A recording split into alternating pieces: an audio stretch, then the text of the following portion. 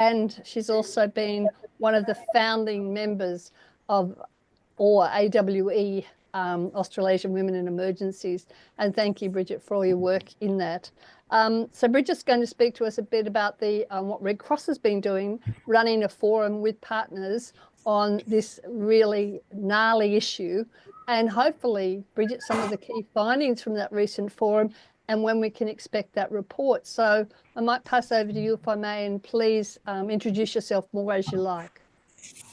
Thank you so much, Sally, and how great to be here. So as Sally said, my name is Bridget. I work with Australian Red Cross in the National External Engagement Team, and my role is a combination of policy, so a bit of a policy wonk, but I also am a convener. So I work to bring together people and organisations right across the emergency management and disaster resilience sector to tackle some of our complex issues that we deal with.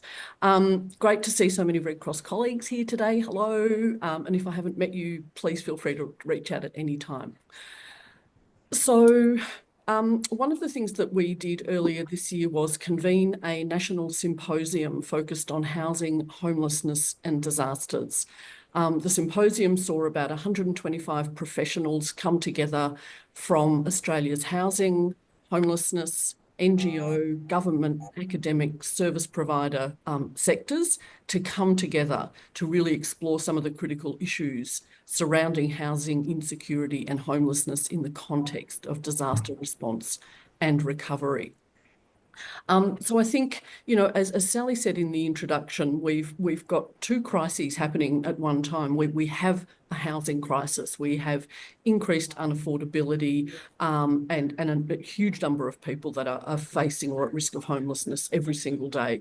We're also facing a climate crisis where we're seeing increased number of significant emergencies and disasters, if not those, you know, compounding and cascading disasters that we often touch on. Caught in the middle of those are people who are facing homelessness, at risk of homelessness or experiencing homelessness. And we felt it was really timely to bring together a whole group of professionals to try and unpack and understand some of the key issues and to potentially identify some good case studies, positive case studies, best practice, and to develop some ways forward. So the symposium itself was held in Melbourne.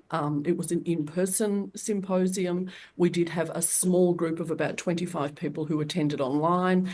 We were really keen for that online attendance from organisations that couldn't possibly afford to send people to travel to Melbourne. So thinking about some of those very rural or remote service providers, for example, in far north Queensland or in the Northern Territory, you know, that are really operating on the smell of an oily rag and certainly can't afford to fly people down to Melbourne to attend a symposium. But we were very keen to have their input in the day.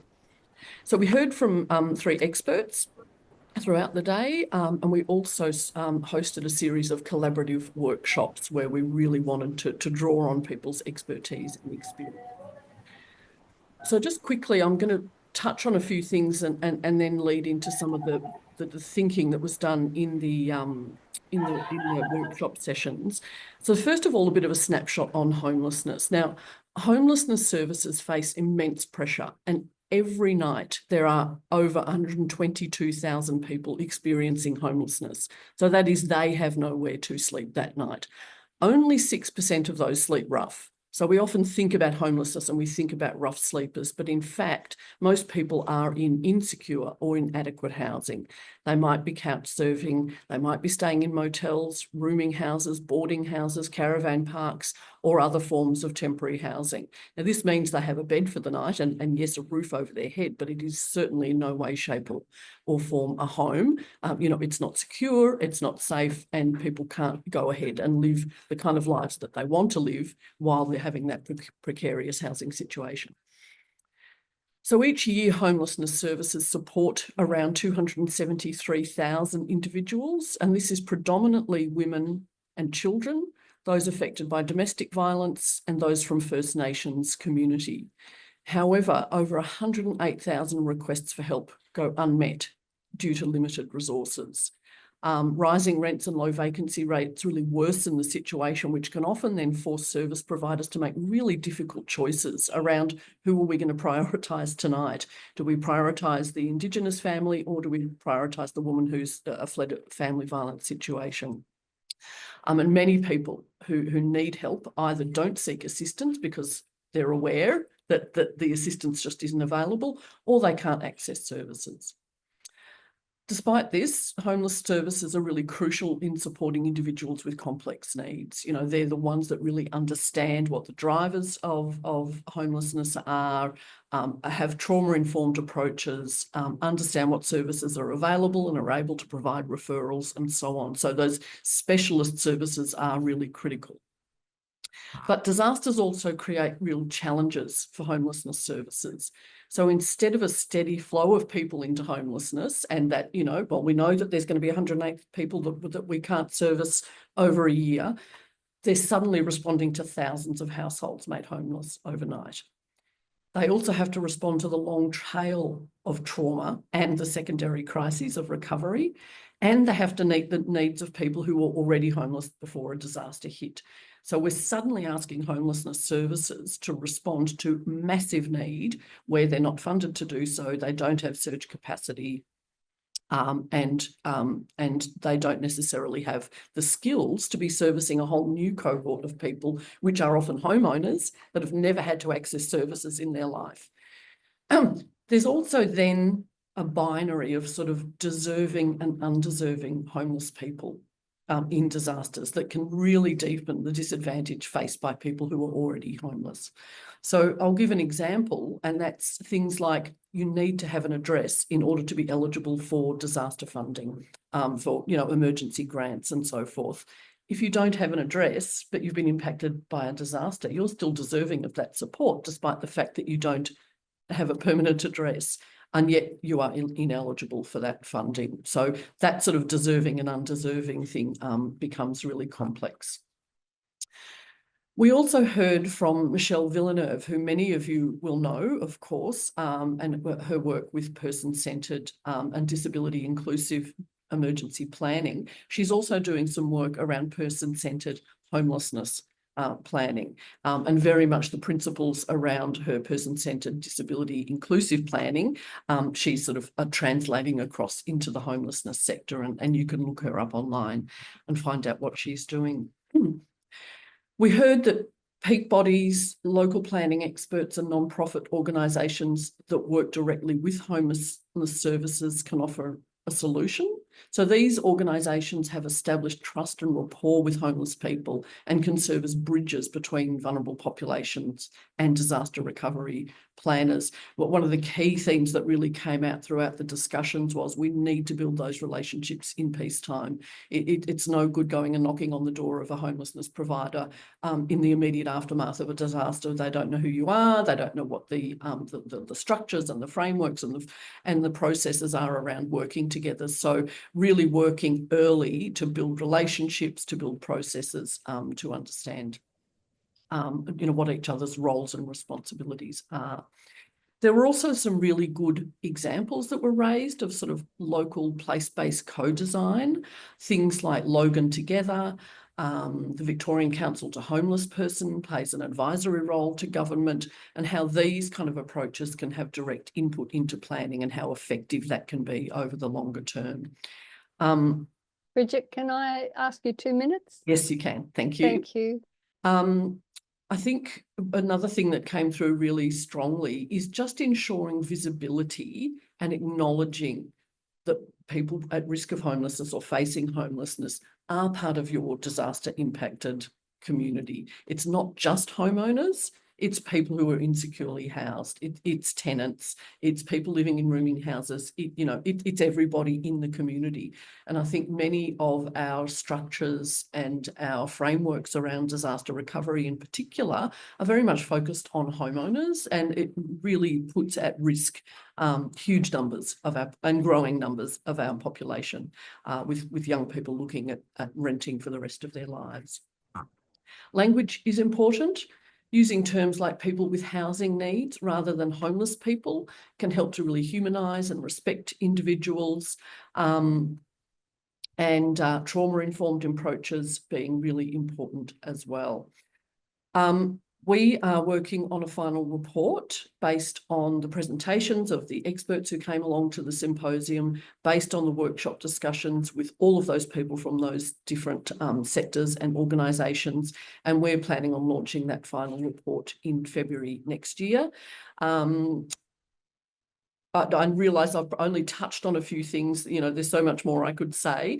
We're hoping to run a similar project next year, focusing on legal needs in disasters. And anyone with any ideas or intel on that, please feel free to contact me.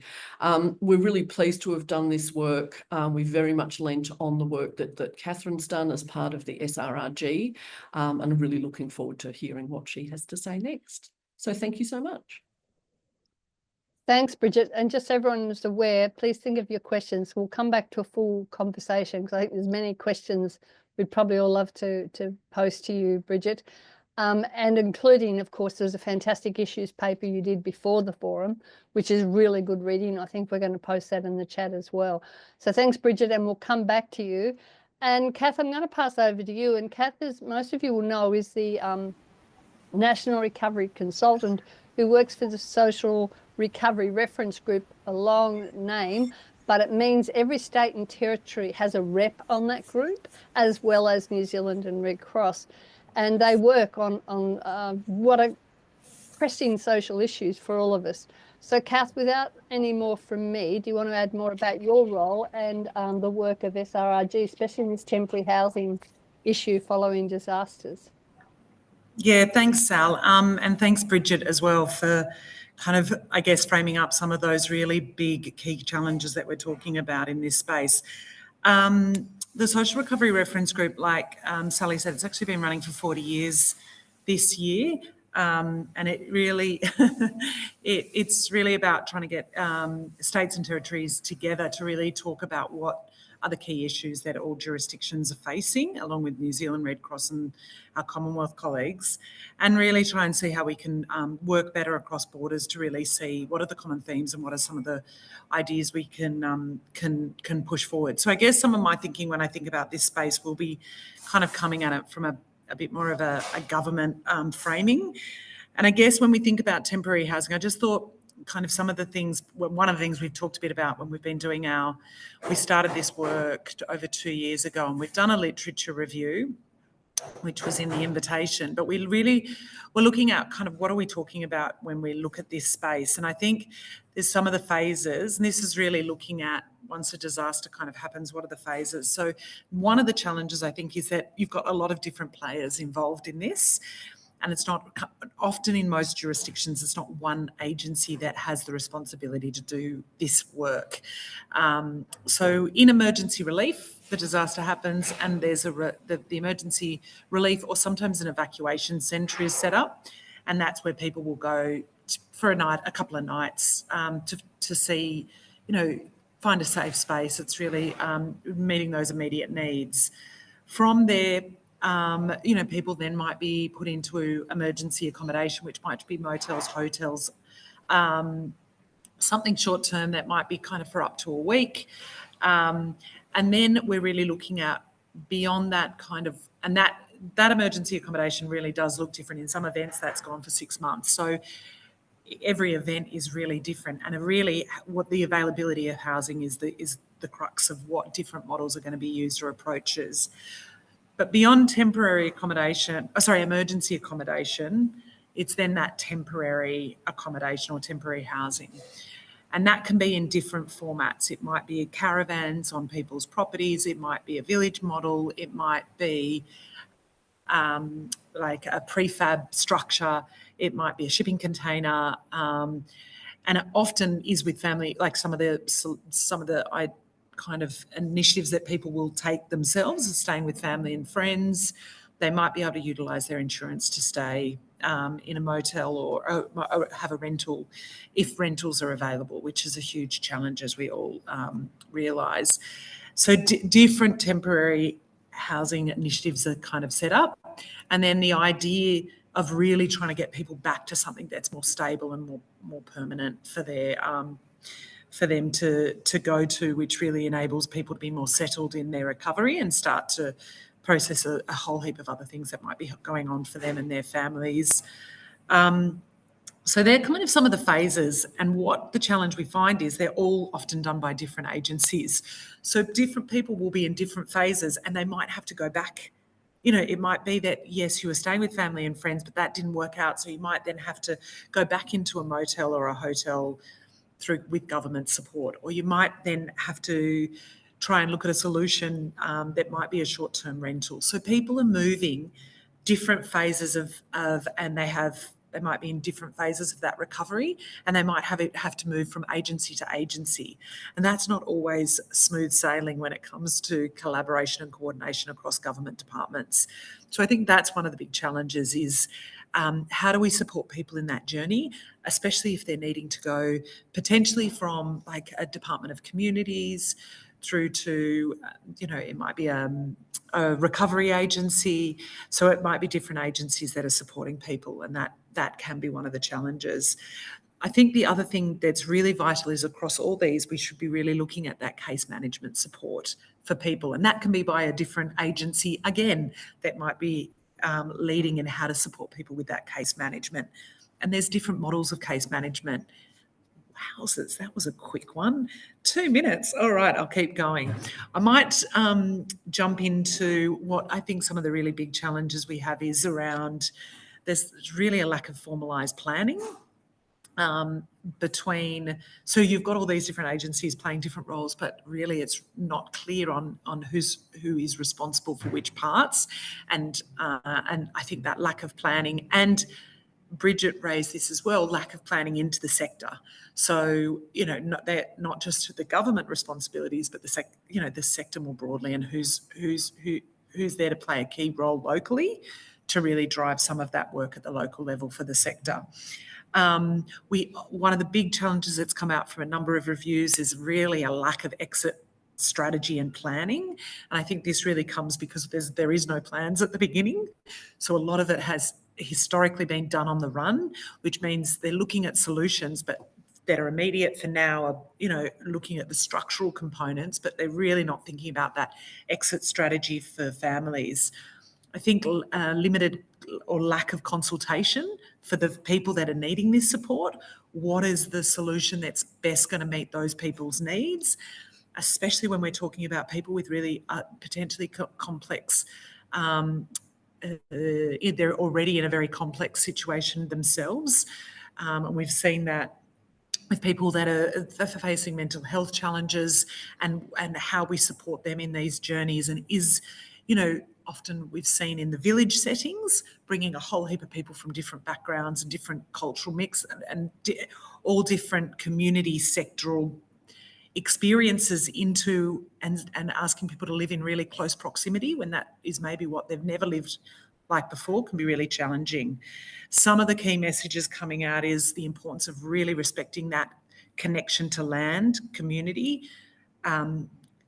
That can be employment, that can be school, that can be support networks. So that connection to space and place is really important, especially we know that, with our First Nations communities, and really ensuring a really strong case management service, including technical support for rebuilds and housing, and funding, which Bridget touched on as well. And that's one is that so much of our housing has been outsourced that now, and we often don't have the funding streams available to enable houses to go from temporary to permanent. So there's no funding streams for that through government funding, which I think is a challenge that blocks our ability to look at permanent solutions or long-term solutions for people. And I'll wrap it up there.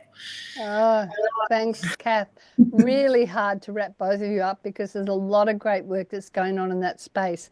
And for us here over the ditch in beautiful New Zealand, we're equally facing challenges, whether it's relocation options, people can't build back for a whole range of reasons and issues.